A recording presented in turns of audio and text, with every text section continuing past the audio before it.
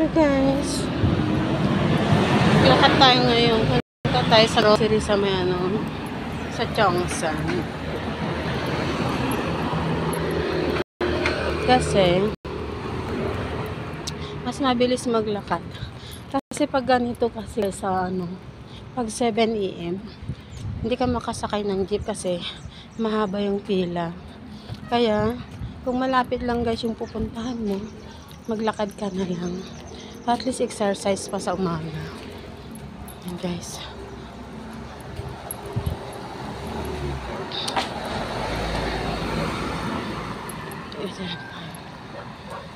Lakarin na lang natin.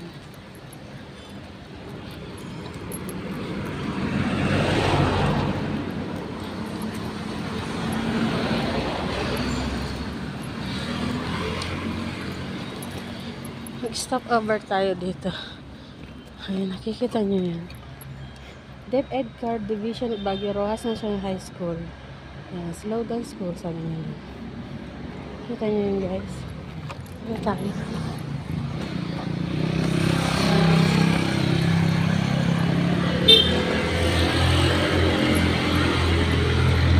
Ang daming sasakyan dito.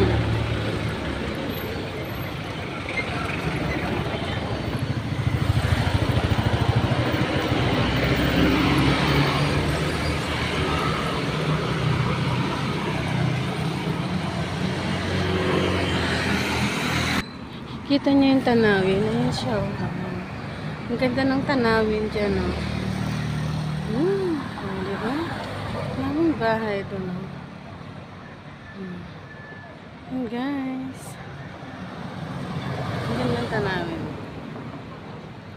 Yan yung banda doon sa amin. Yun yung may bato. Nakita niyo guys yung bato na yun. Yun yung lagi kong binibidyo. Yan. Yan yung malapit sa amin. Guys, lakad tayo ulit. Ayun ang gandang tanawin doon. Diba guys, ang ganda. Lakad tayo ulit. Yan ang ganda ng tanawin doon. Kikita niyo puro kayo. Lakad tayo ulit. Dito tayo ngayon sa baba niyan is Barangay Santo Rosario. Ngayon nandito naman tayo sa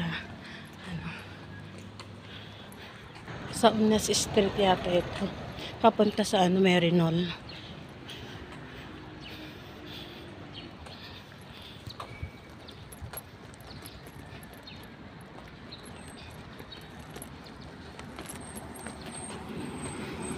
Yan guys ang Merinol na tinatawag nila. Nakikita niyo yan. Yan guys yung Merinol. Yung Merinol na yan, malapit lang dito sa Santo Rosario. Yung sa baba niya, yan yung papuntang Santo Rosario. Yan yung Merinol. Yan yung mga pinapasyalan ng turista. Yan guys. Ngayon, ito naman yung yan yung Merinol guys. Ito naman yung papuntang Ferdinand Street or Happy Homes. Yan yung papuntang Happy Homes Street. Guys, lakad tayo ulit. Kita nyo guys, ang ganda ng tanawin. Diba? Ayun makulimlim. Ibig sabihin guys, dito sa Baguio City ngayon ay wala ang araw. Kaya magandang maglakad kasi hindi siya mainit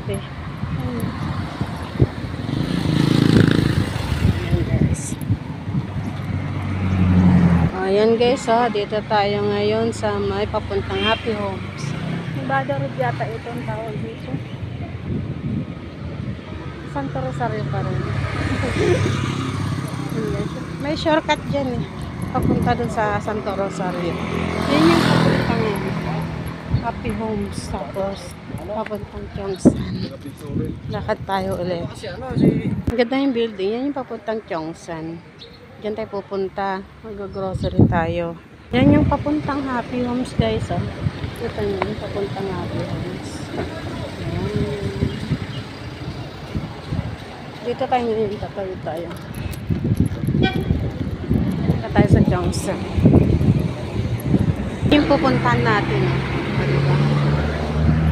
Dito na tayo sa loob ng Johnson. Bilhin natin dito.